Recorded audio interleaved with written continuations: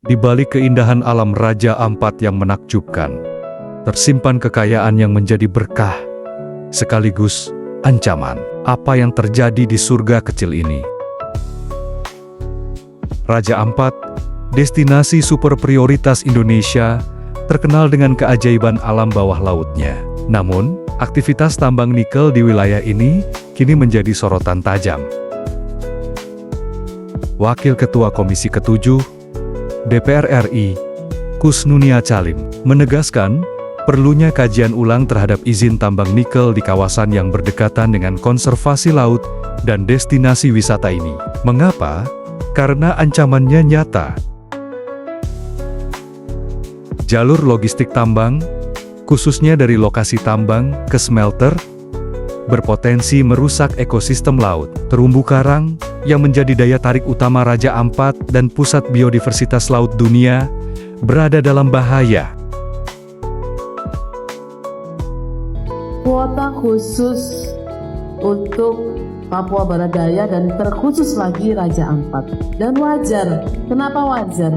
Karena kita semua tempatkan Raja Ampat menjadi salah satu dari 4 super prioritas Indonesia. Mengenai izin pertambangan nikel di sekitar wilayah destinasi super prioritas, di mana destinasinya mengangkat keindahan alam, dan khususnya terumbu karang, ini hal yang patut dikaji kembali.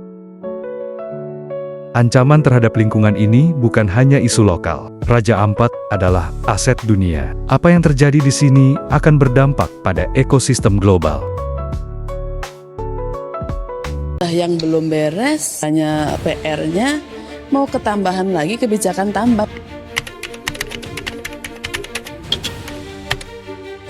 Bagaimana daerah-daerah terutama yang masuk wilayah konservasi mau dijadikan atau dimanfaatkan untuk pariwisata yang juga, tapi susah untuk dapat izin. Sedangkan yang tambang yang justru Raja Ampat masuk di salah satu dari 4 super prioritas.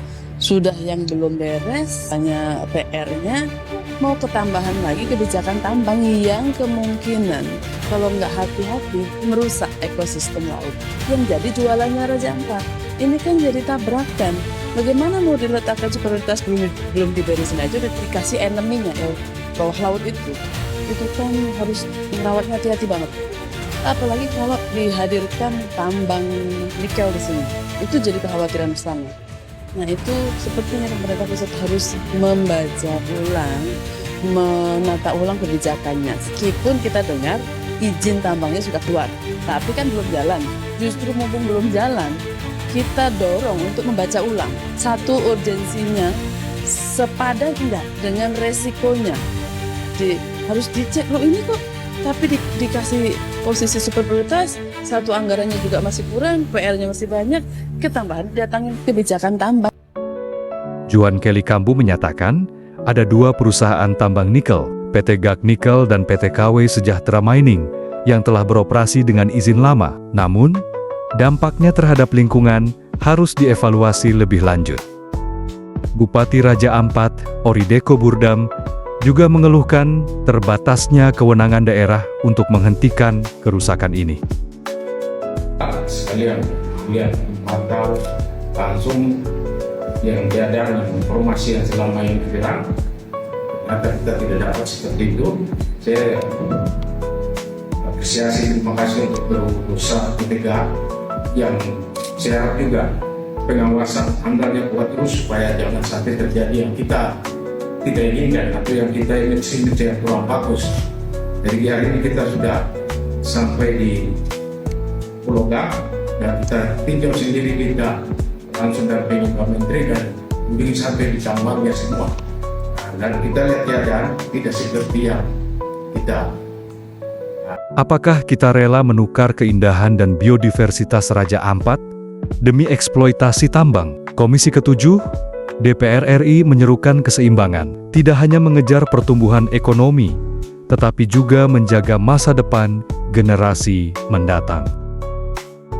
Jadi untuk PT GAG atau Pulau Gak sudah kita kunjungi, jadi murni seperti yang kita lihat, yang kita saksikan sendiri tadi. Mari kita mari jaga Raja Ampat sama-sama. Lalu kita promosi Raja Ampat juga promosi yang baik supaya jangan sampai Raja Ampat ini jadi negatif, wisatawan ini kurang.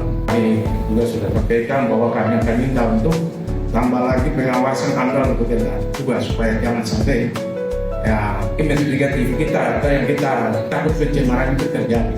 Jadi bisa saya sampaikan, mari kita sama-sama dukung Raja Ampat lebih baik ke depan.